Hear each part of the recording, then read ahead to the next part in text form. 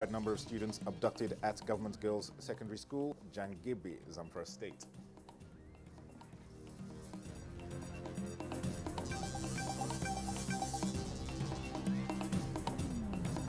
New EFCC chairman receives agenda at first meeting with President Muhammadu Buhari.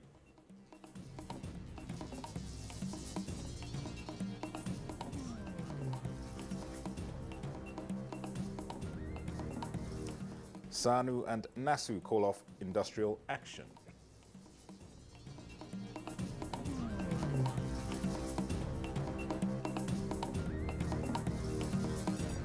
Plus, NDLEA inaugurates special purpose committee to aid in fight against drug abuse.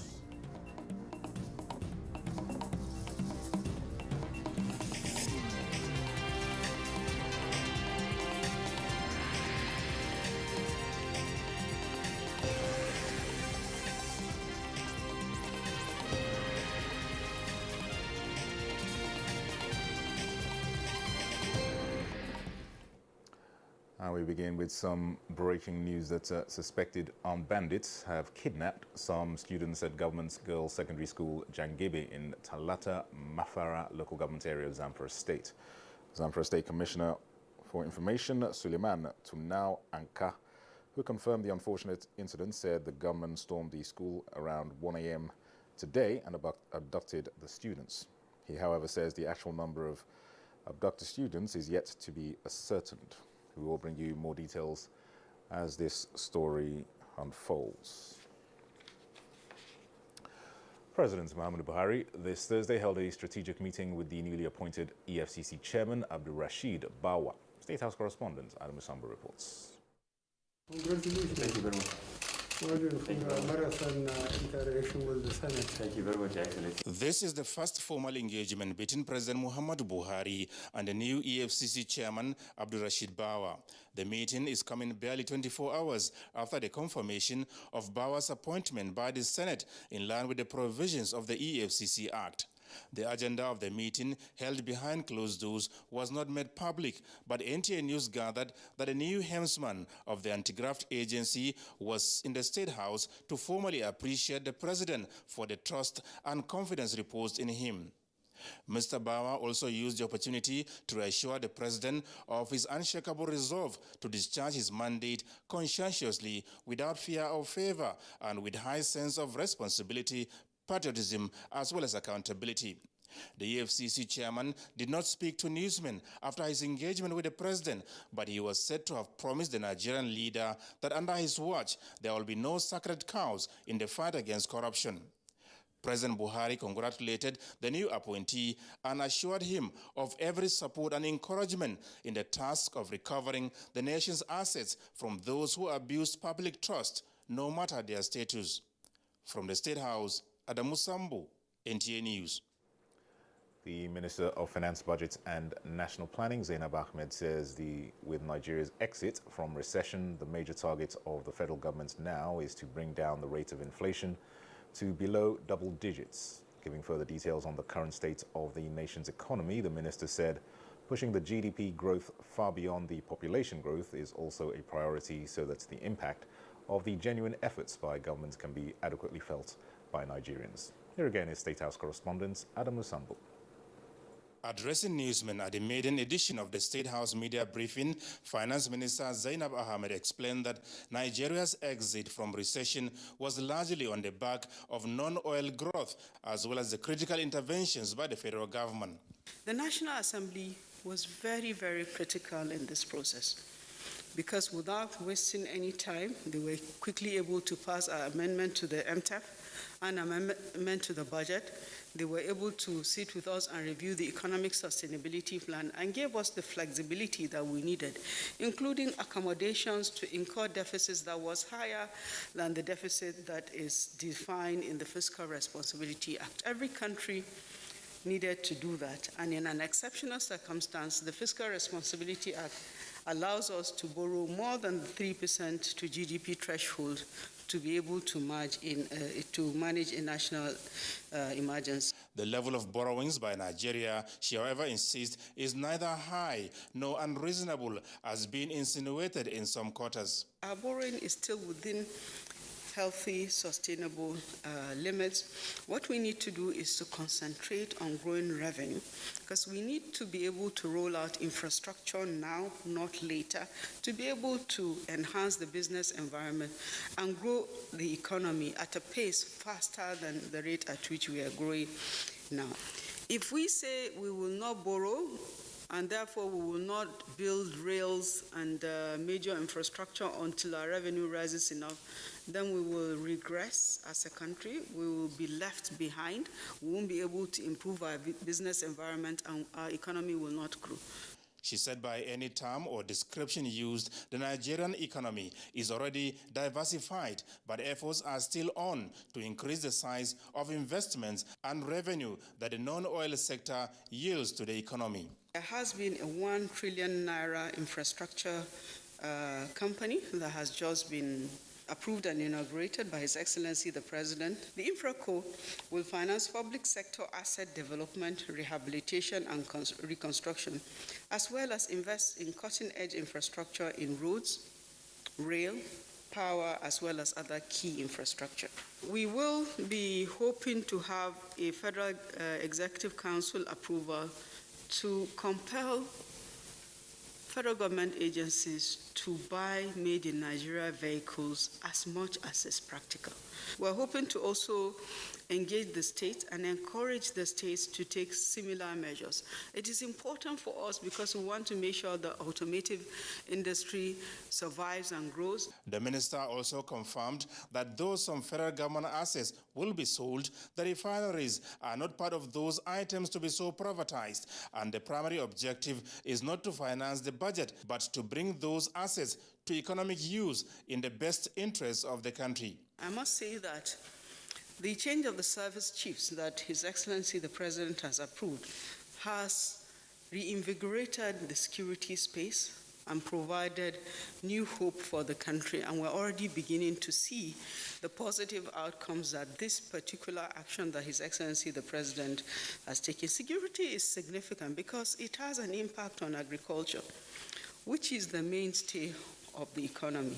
The special advisor to the president on media and publicity, Femi Adesina, said the State House briefing is organized to always keep Nigerians informed as the Buhari presidency sustained efforts at taking Nigeria to the next level.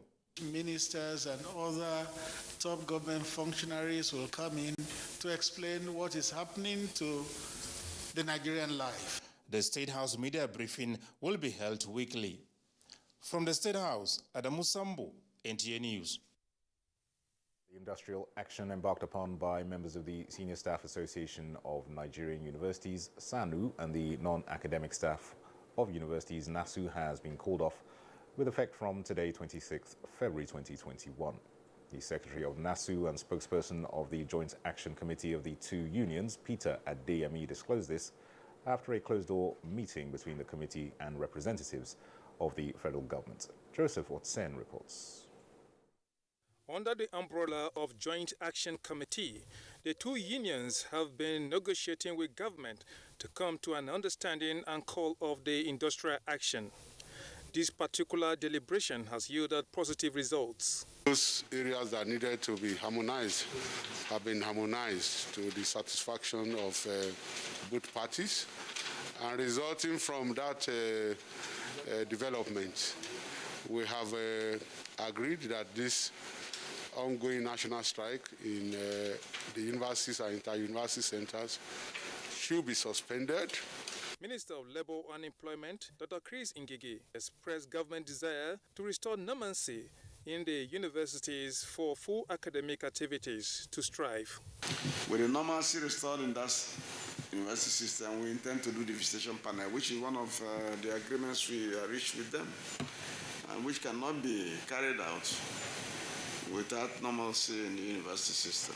Since the 5th of February 2021, the two unions embarked on strike, demanding better funding, payment of allowances, and improvement of welfare packages. In Abuja, Joseph Sound Otsen, NTA News. This is the news at 10 on NTA News 24. Still ahead, House urges INEC to restore some constituencies in Oyo State. Stay with us, we'll be right back. You are watching NTA, Nigerian Television Authority. For more information and news updates, visit our website at www.nta.ng, or you can follow us on Twitter at NTA News Now, or you can like us on Facebook at NTA Network News. Stay connected on our YouTube channel at www.youtube.com/NTA News Online. Watch our live stream at www.nta.ng/live. NTA, you can't beat the rich. Thanks for remaining with us. Now, drug abusers are in for a tough time. This is because the National Drug Law Enforcement Agency, NDLEA, is involving the larger society to aid the fight against illicit drug use and trafficking in the country through its newly inaugurated Special Purpose Committee. Abdul Malik Hassan has more. Honor and special privilege to inaugurate this august body to be known as the Special Purpose Committee of the NDLEA. These are members of the Special Purpose Committee. They are selected from different groups in the society to include the academia, members of civil society organizations in drugs rehabilitation, medical doctors, youth and traditional rulers, among others. The members are to engage in public policy discourse and implementation on drugs, in addition to coming up with suggestions that will aid in the fight against illicit drugs use and trafficking. But this is the first time the NDLEA itself is stepping out to harness the resources that abound in this country to support this fight. With your membership coming entirely from outside the agency, you will be our think tank. Attributing criminal activities bedeviling some parts of Nigeria to drug use, chairman of NDLEA says all hands must be on deck to rid the country of the menace. Unless we get to the root cause, which is drug abuse, unless we deal with it, we will only be scorching the surface, and the criminalities will continue to increase. Guests described the constitution of the committee as a major milestone towards achieving a drug-free society, urging those engaged in illegal acts to refrain. In Abuja, Abdul Malik Hassan, NTA News.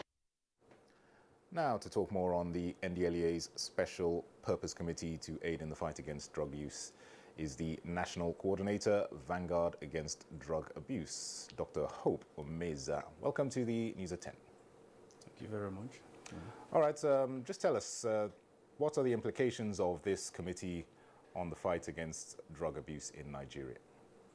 Yeah, we are convinced that this is going to enhance the existing strategies that has been employed in campaigning and fighting against drug abuse in Nigeria, and also to bring in innovative methodologies that will prove productive as we move forward in fighting drug abuse. In the speech of the NDLEA chairman, he highlighted that bandits now also request for drugs, as ransom. That tells you how the fight against drug abuse is taking a new dimension by the day. As such, we can't keep doing the same thing and expect a different result. Yeah. So it's important that we have this on board now, where ideas, innovative methodologies will be brought on board to champion this fight. Certainly new ideas have to be brought in. What would you make of the membership of this committee? Yeah, a very fantastic constellation of personalities, in that committee. For example, the chairman of the coordinator of that committee, in person of Lanre, he was the NDLEA chairman from 2006 to 2010, thereabout. And he had a very commendable report with respect to his activities while as a chairman. It was during his tenure that the America removed Nigeria from the drug list.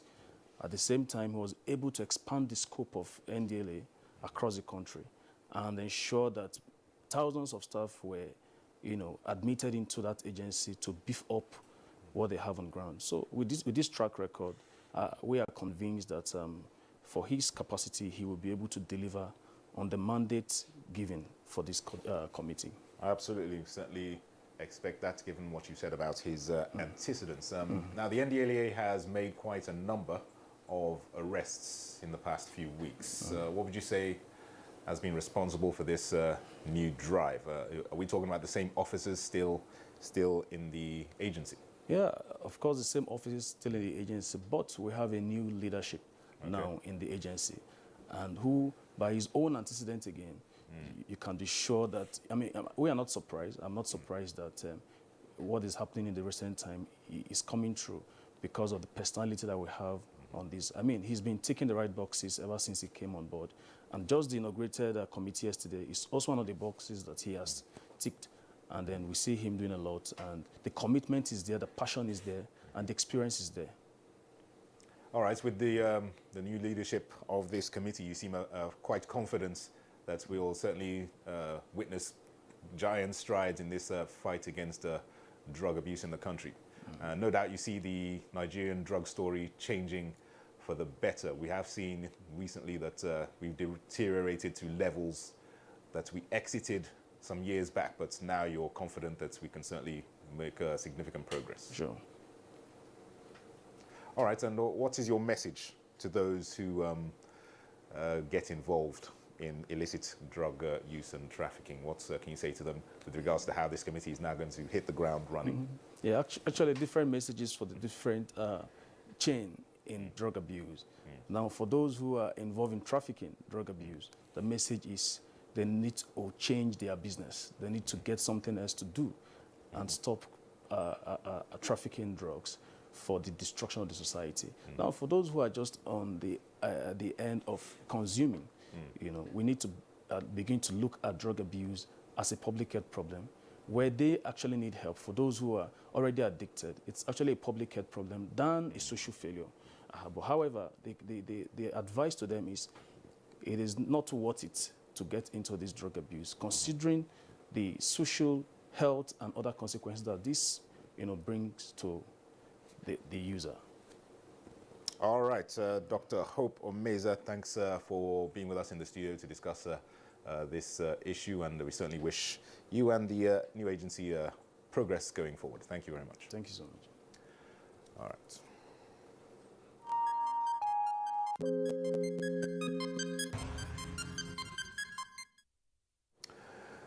Now, the Nigeria Center for Disease Control, NCDC, confirms 634 new cases of COVID-19 in 21 states, and the FCT. The breakdown, according to states, indicates that Lagos still leads with 255 new infections, followed by Osun with 45, then Edo State with 38. Ogun has 35, the FCT 33, Anambra 26, while Imo and Ondo record 24 new cases each. Other states with new cases include Akwa Ibom and Plateau, recording 20 new infections, Abia and Kaduna 19, Ebonyi 17, Borno and Rivers 10, Kano 9, Delta 8, Kebbi 7, Nasarawa 4, Oyo 3, while Enugu and Ekiti record 2 new cases each. Nigeria has now 154,476 confirmed cases of COVID-19, out of which 131,699 have been treated and discharged. The death toll now stands at 1,891. Now let's turn our attention to the National Assembly, where the Senate President, Ahmed Lawan, has informed the international community that Nigeria's war against insecurity will soon be won once and for all. He was speaking when he granted audience to the British High Commissioner to Nigeria, Catriona Lang, where he explained that the change of service chiefs is one of such renewed measures by the federal government to address insecurity. Addressing some of the concerns raised by the High Commissioner, Senator Lawan stressed that the 9th National Assembly is keeping no stone unturned in ensuring that quick passage of critical bills, especially the Electoral Act Amendment Bill and the Petroleum Industry Bill. Very positive, but into your overall assessment on the Northeast. The change of service chiefs by Mr. President himself was significant and instructive, because to bring in a fresh set of people to head the services tells that story that we want to see an improvement in the way and manner we fight insurgency in Nigeria. Meanwhile, the House of Representatives has urged the Independent National Electoral Commission, INEC, to restore 8 state constituencies in Oyo State, in line with the judgment of a federal high court. In a motion raised by Chairman House Committee on Information, Segun Odebumi, the lawmakers noted that the restoration would ensure the people of the affected areas in Oyo State exercise their right to representation. From the day of judgment to date, no equal or superior court has set aside the court decision, which, under reference. The court judgment was passed back in March of 2013. In other news, governors of the 19 northern states have concluded their meeting in Kaduna with a resolve to work in synergy with security agencies for the safety of all schools within the region. Muhammad Umar Ajingi reports that the forum also agreed to look into humanitarian challenges in IDP camps, stop intra- and inter-border porosity to check movement of criminal elements, and invest in rural areas to curb farmers-herders clashes. The forum, after receiving reports of the various committees, resolved to look into them for possible implementation, urging state governors to strengthen partnership with their colleagues in other parts of the country to entrench unity, tolerance, and harmonious coexistence among Nigerians. To collaborate with the various state governments towards achieving this noble objective, the forum resolved to address all humanitarian challenges facing the internally displaced persons through provision of enabling facilities and reintegration back to their communities. The forum further resolved that all the states would work in synergy with the security agencies to address the intra- and inter-border porosity in order to arrest illicit/illegal border movement.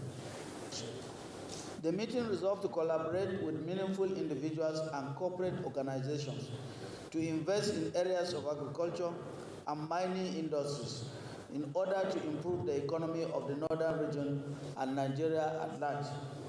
The forum calls for due diligence in the execution of the federal government initiatives in the economic sustainability plan, wherein 700 billion naira is earmarked for the project in order to address farming, animal husbandry, and other agro-allied business. The effort will create job opportunities, thereby creating wealth for our teeming population. In the meantime, Ministry of Defense Major General Bashir Magashi is seeking support of the United States of America in the quest to establish a fully fledged Nigerian Army aviation to further enhance the ongoing counter-terrorism campaign in the Northeast. A statement by the Special Assistant on Media and Publicity to the Minister, Muhammad Abdul Qadri, says the bilateral request was a sideline from the visit of Commander U.S. Africa Command, General Stephen Townsend, to the Ministry of Defense headquarters, Abuja. The statement notes that the minister commended the U.S. for its military support to Nigeria and the progress recorded in the supply of the Super Tucano aircraft Thunderbolt from Maritime Operations and Logistics to the Multinational Joint Task Force. The visiting Commander U.S. AFRICOM General Stephen Townsend expressed gratitude for Nigeria's leading role in Africa sub-regional security affairs and commiserated with Nigeria over the recent aircraft mishap that claimed the lives of 7 crew.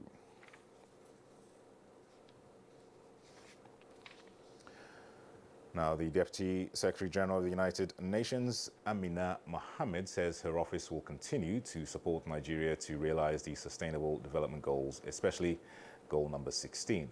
The UN Deputy Secretary General stated this when she paid a courtesy visit to the Secretary to the Government of the Federation, Boss Mustafa. Kenneth Nanim reports.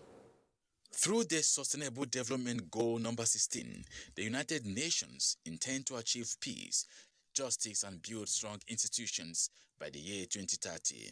To achieve this vision, in Nigeria, the United Nations Deputy Secretary General Amina Mohammed urged leaders at all levels to unite and brace to the challenges of insecurity and the impact of COVID-19 on institutional development globally. When government is trying to deliver on its services, so the rights of the people, the social contract, the institutions are really the bedrock on which this will exist. And the SGF boss Mustafa commended Amina Mohammed for her leadership role at the global level, especially in the procurement of Oxford AstraZeneca vaccine against COVID-19 for the country. He lauded President Muhammadu Buhari's initiative to establish the Economic Sustainability Plan and the Presidential Task Force on COVID-19. These strategies, he explained, are responsible for the success recorded in economic recovery and to contain the spread of coronavirus. And it is the combined effect of the robust national response of the COVID-19 Presidential Task Force and the Economic Sustainability Plan that has helped Nigeria and aided Nigeria to exit recession within such a very short time after having recorded negative growth in 2 quarters. The SGF also urges Nigerians to disregard all sorts of conspiracy theories about COVID-19 vaccines and accept them when they finally arrive shores of the nation. Kenneth Nanim, NTA News. You're watching the news at 10 on NTA News 24. Still ahead, remains of Nigerian Air Force officers involved in fatal crash in line of duty laid to rest in Abuja. Stay with us.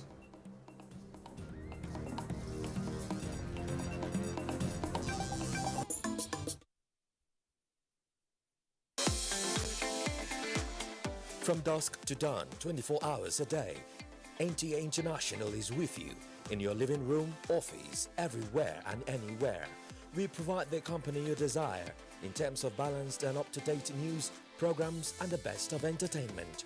Tune in to DSTV channel 251, GoTV channel 91, Freeview UK channel 264, or you can download www.visiontv.co.uk. App for iOS or Android. You can also see us on Facebook and YouTube for quality content on the go. NTA International, Africa's window to the world. Follow us on all our social media platforms: Facebook at NTA Network News, Instagram at NTA Network, Twitter at NTA News Now, YouTube at NTA News Online. All visit www.nta.ng. For live streaming, visit www.nta.ng/live. Now, you can stay updated on the go, be it on your TV, iPhone, laptop, or iPad, or download the NTA mobile application from your Play Store or App Store. NTA, you can beat the rich.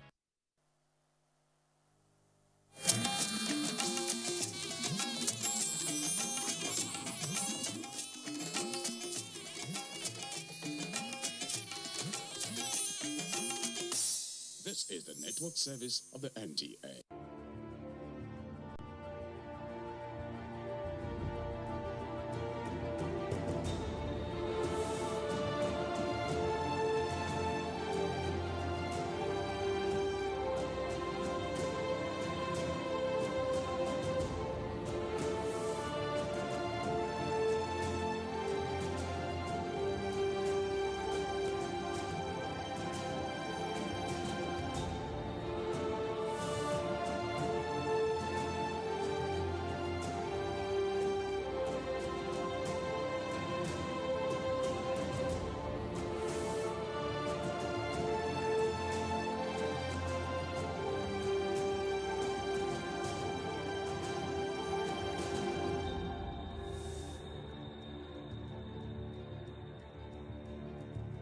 Did you know that Saudi Arabia is the world's largest country without a river, and its annual rainfall is nearly zero, making it hard to produce certain crops and thereby affecting its agricultural sector?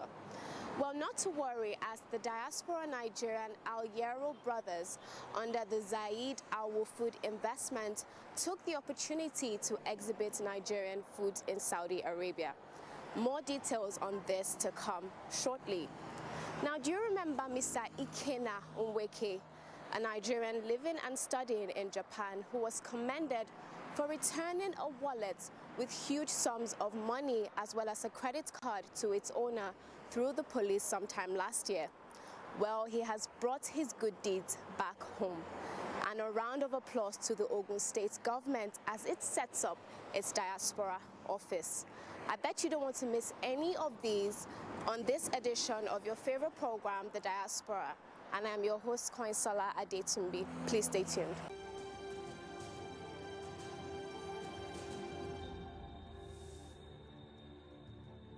The Al Yarrow brothers were at the Nigerians in Diaspora Commission for a courtesy visit. Let's take a listen. First of all, we would like to thank you very much for your understanding and your solidarity with your country of origin, Nigeria. Having been in Saudi Arabia all these years, you could have comfortably sat down there and not bother about home. But that is the spirit in which His Excellency President Muhammadu Buhari takes the diaspora. That one, wherever you are, whether in Saudi Arabia or wherever, you are our ambassadors. It's not the person in the mission, in the embassy, that is the ambassador, but it is you that people see. Because people will judge Nigeria based on what they see you doing. You are the everyday Nigeria there, so you are our ambassadors at large. Two, he says, in whatever you are doing, excel and be the best. And Al Yarrow has been one of the best Nigerian representation in Saudi Arabia, for which we are very, very glad. Two, or thirdly, he said, whatever you are doing, whatever God has blessed you with, please remember home. Don't forget about home, Nigeria. And Al Yarrow, like he said, when we met you, within 2 or 3 months, we were able to have the first Nigeria-Saudi Arabia investment summit. And this commission took that outing very seriously. We have put it on our national calendar for the Nigerians in Diaspora Commission. Really, when we come last year to do this is programs in Sheraton to bring investment and program for Hajj and Umrah. Really, we get hard things. It's very difficult here to do something like that. And we go to another, a lot of chairman like Nako, like a lot of chairman here, and we ask him to help us to do these programs. Some people, they said, how you come here to Nigeria and to do this program, and this program, we are Nigerian. We have to do program with us, not you coming like Saudi Arabia and you doing this program here. We say, okay, we are Nigerian, and and you can't say we can't do it programs, and we pay money to do that, and we can't do it everything exactly. in our country.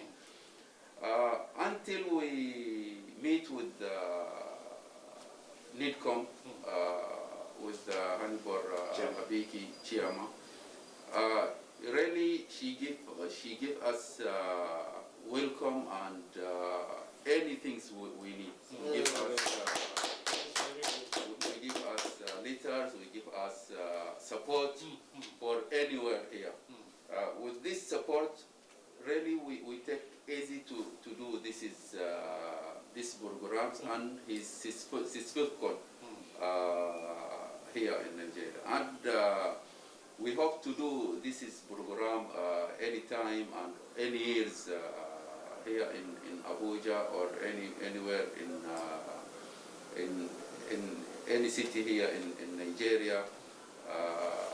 But this year's Corona, because Corona, we can't do it this program. But we arrange another programs with organization to do like these programs in here and Saudi Arabia. Or company. Another company and another government in Saudi Arabia to bring investment or to bring goods from Nigeria to Saudi Arabia. Yeah. We talk with him about agriculture. We have a lot of things in agriculture. They say, okay, it's welcome, we can do that.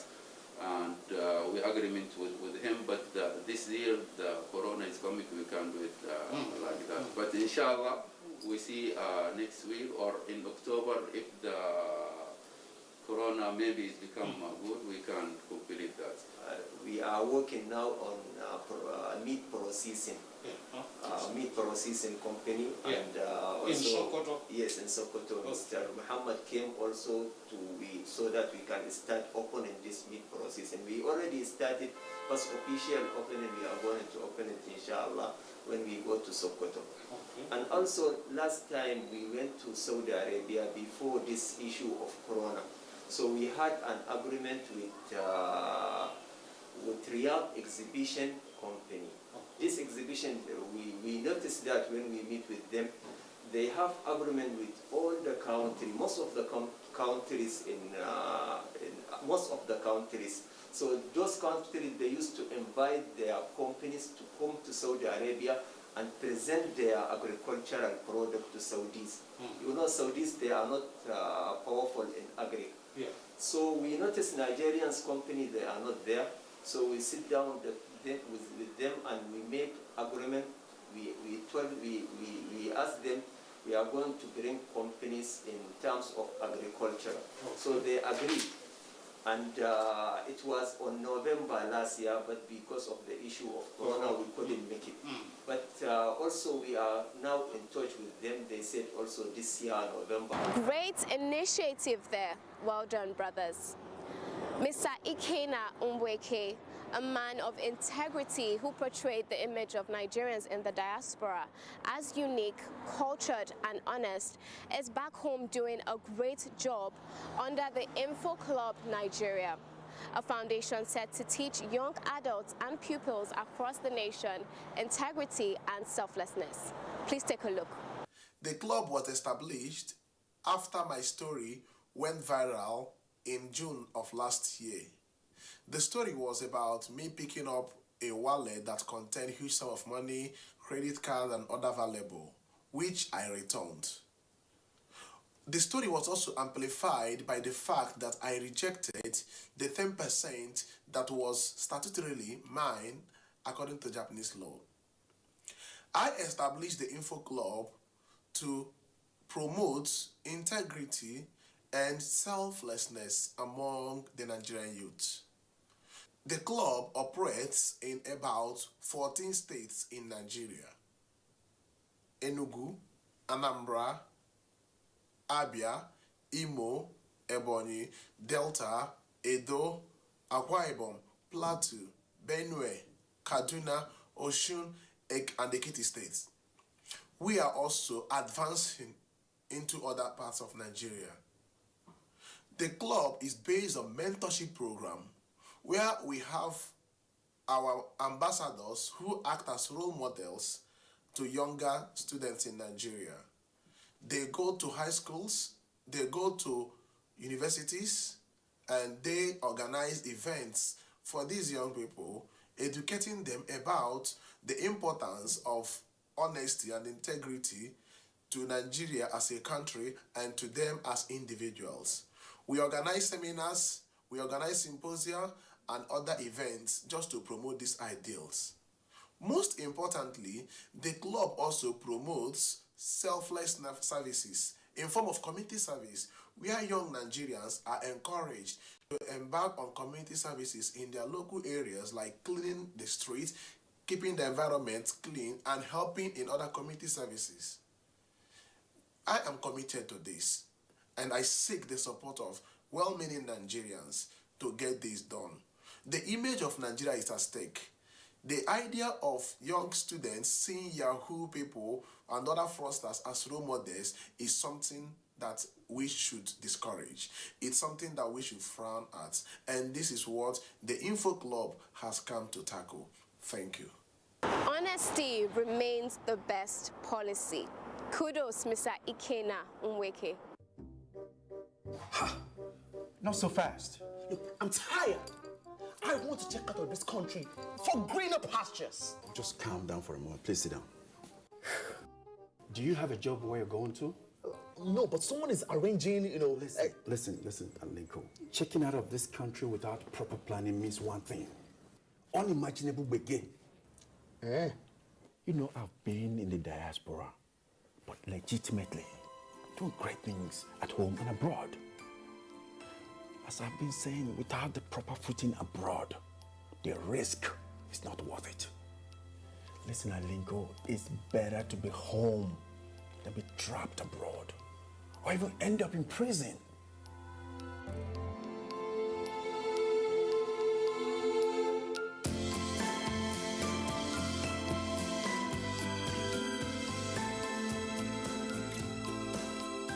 If you must travel, please travel legitimately. To effectively promote and harness the resources and capacity of Nigerians in the diaspora for the growth and development of Ogun State and the nation at large, Governor Dapo Abiodun has approved the establishment of Diaspora's office in the state. The Commissioner for Special Duties and Intergovernmental Affairs, Barrister Femi Ogubanwo, who made this known in a statement, said the establishment of the office would improve and sustain strong socio-cultural and economic relations with the diaspora for national development, and it would also promote policy consistency and coherence through the establishment of strategies that promote collaboration and synergies among existing diaspora strides. Thanks to Ogun State's government. Hello, I'm Dr. Monia Gasper, a general practitioner in the United Kingdom. My colleagues you'll meet shortly are Naya, or all of Nigerian heritage. Coronavirus that causes COVID-19 is a horrible, dreadful illness that has affected so many of our community, causing pain and suffering and death. Sadly, we're still a community that is very reluctant and hesitant to take in the vaccine. We can make a difference if we keep washing our hands, wearing a mask, keeping a safe distance, and always being alert. We have a few vaccines out now. We've all had ours, and we would encourage you, please, that if you are invited, please say yes. Together we can make a difference and save lives. Hello, my people. Now your favorite doctor be this, Dr. Sandra Isibo. I be GP for United Kingdom. Make we yarn. Now COVID matter. This COVID-19, it dey real. COVID-19, it don't kill people around the world. They don't buy, they don't back fuka, they don't meme. Anyhow, I won't take describe them. But this virus, they wicked. This virus, even if you survive them, if it make you sick, well, and for a very long time, my people, I don't see on my own koro eyes. Make we take this thing serious. Wash your hands. Wear your mask, no be younger thing, wear them tight around your nose and your mouth. Maintain your distance, jeje. If they tell you to take this vaccine, my people, make we say yes, so this is not part of the fight against this COVID-19. Thank you, my country people. Ona do well. Afambo Dr. Stella Okezi, ana m alụ dibịa Igbo na United Kingdom. Ozi njibịa taa bụ ozi gbasara COVID-19. Agbanyeghị ihe ọtụtụ ndị mmadụ ka na-eche, COVID-19 abụrụ akụkọ ifo. Ọrịa egbugo maka na-egbu ọtụtụ ndị mmadụ n'ụwa niile gbara gburugburu. Oge ụfọdụ ndị yachara ọrịa ma gbakee na-achọpụta na ahụike ha na-adịchazịkwa otu ọ dị na mbụ. Kedụkwana otu ị ga-esi chekwaba onwe gị? ị ga-echekwaba onwe gị site n'ịgba mbọ na-akwọchasị aka gị kwa mgbe, ịgba mbọ na-ekpuchi imi gị na ọnụ gị oge ọbụla ị na-apụ apụ, ịgba mbọ benata mmekọrịta ndị gị na ha ebighị n'ofu ụlọ. Ndị ọkammụta ewepụtago ọgwụ eji achụ ọrịa ọsọ a na-akpọ vaccine. Biko asị gị bịa gbaa ọgwụ egbu n'oge, biko jee gbaa ya ka anyị niile jikọta aka ọnụ wee chụọ ajọ ọrịa ụkwụ eru ala. A sị na anyụkọ mamịrị ọnụ ọgba ụfụfụ. Ndewonu. Ikomdo nitoite yen nitoikami. Amin kere Dr. Harrison Ofio. Na mutum kufo ibok esedem kwa banga nsonge dem mugu ikude NHS. Mbok ikpangutong ikup itup ndaden song mufumfum. Udongo coronavirus odu. Udongo coronavirus owo wudowo. Udongo coronavirus ekemeni namfi odongo 80 okosogedi mukwa. Edi nsoke ini kemeni nam ndikwamire mi nto udongo mi. Mbok damong yeswo yedubok mufu. Buprini. Yara ofongibo yinwa.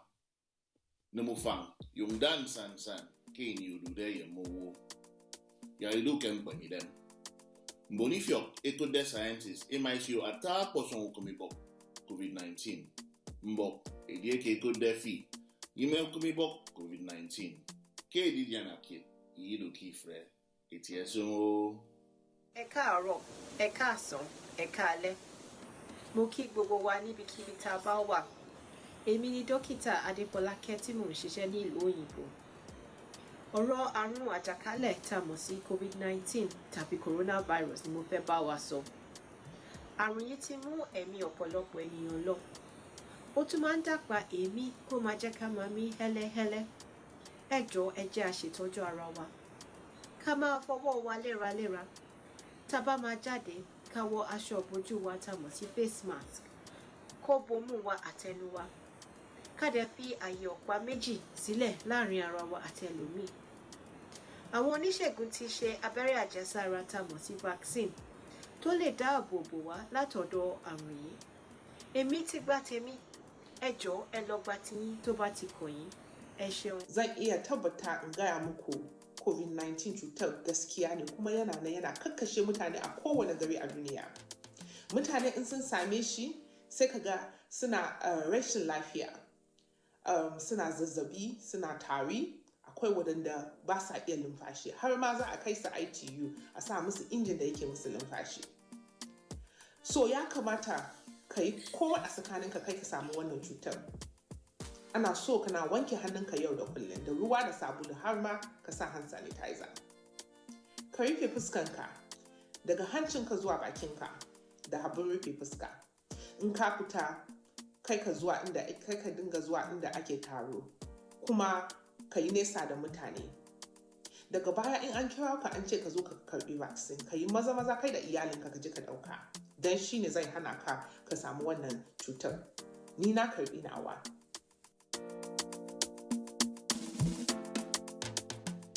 Please stay safe. Now over to Dr. Lulu for this episode of the Suicide Notes. We're going to talk about some more words, but not before I first tell you my story. Because I got an email, somebody wanted to know, well, why are you doing this work? What's the deal with you, Dr. Lulu? So here goes. So believe it or not, in the year 2000, I was 7 months pregnant with my baby. And I had this strong feeling to call my friend. And I believe I mentioned her name was Ngozi. She was a colleague of mine. Her spirit was just calling out to me to check on her. And I never did. I never did call her. And eventually when I decided to call her, she had killed herself. And that was the first contact I had with suicide ever. Then I had a 15-year-old patient who came to see me with his mother. He had been depressed. He had been acting different than his mother remembers. And she thought he was using drugs. She wanted me to check him for drugs. Well, his drug test was negative, but his depression scale was off the roof. When I told his mom that I thought he had issues with suicidal ideation and depression, she said, oh, just depression? That's it? He's going to be fine. I had depression. His sister has depression. My aunties, everybody in my family had depression, and we did okay. Well, he didn't. The next reason why I actually decided to quit my job and start doing this work about suicide is a 7-year-old patient who came to see me with his mother. His mom said he tried to hang himself not once, but twice. I was like, what? What's going on? And so I quit my job after that little guy came to see me, and I decided to go ahead and figure out, why do kids want to kill themselves? Why would any child want to kill themselves? And you and I know that no one who is happy-go-lucky wants to kill themselves. No, it doesn't happen. And so I set about figuring out the answer to that question. And I asked my colleagues, and no one seemed to be having any patients who were coming to see them who were suicidal. But I was getting 2 or 3 kids per day, depressed, anxious, cutting, suicidal, attempted suicide, attempted overdose, nonstop. And so I said, you know what?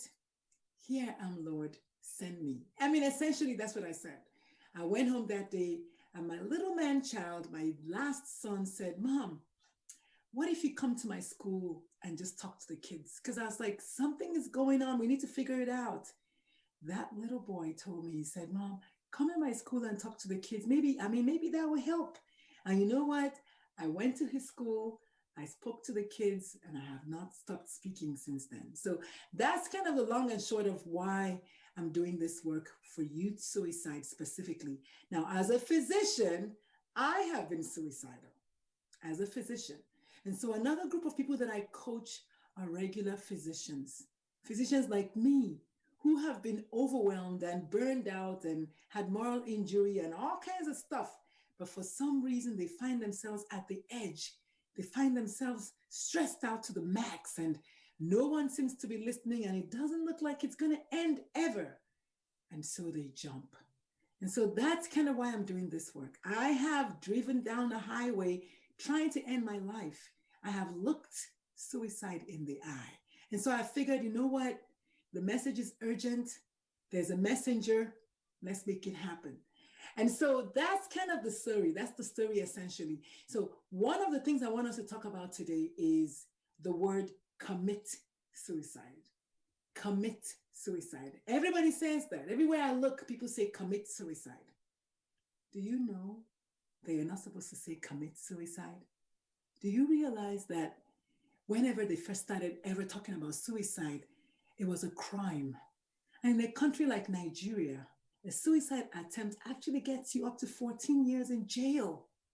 Now, you and I know that people who kill themselves are not happy. They're not trying to suck it up to you. No, they're at their wits' end.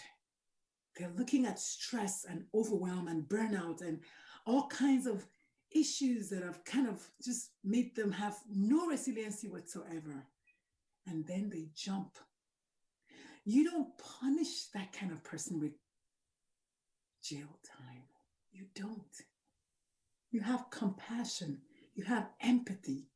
You want to know what happened. What's wrong? You don't put them in jail, Nigeria. You don't.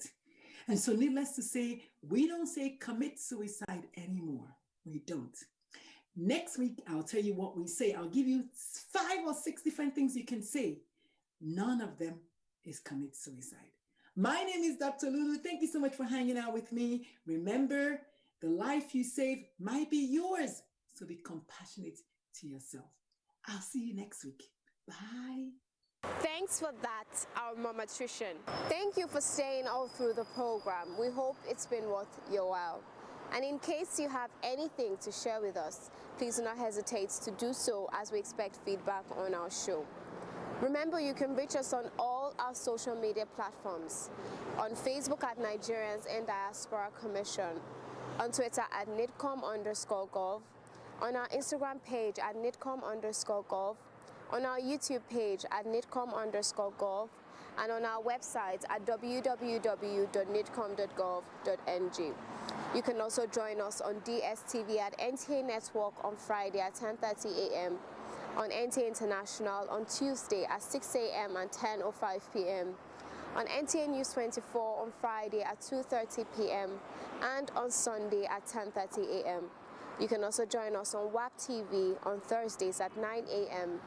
and and on WTV on Wednesdays and Sundays at 8 a.m. You can also join us on Ben TV London at 4:30 p.m. on Saturday. I remain your host, Coinsola Adetumbi. See you next time.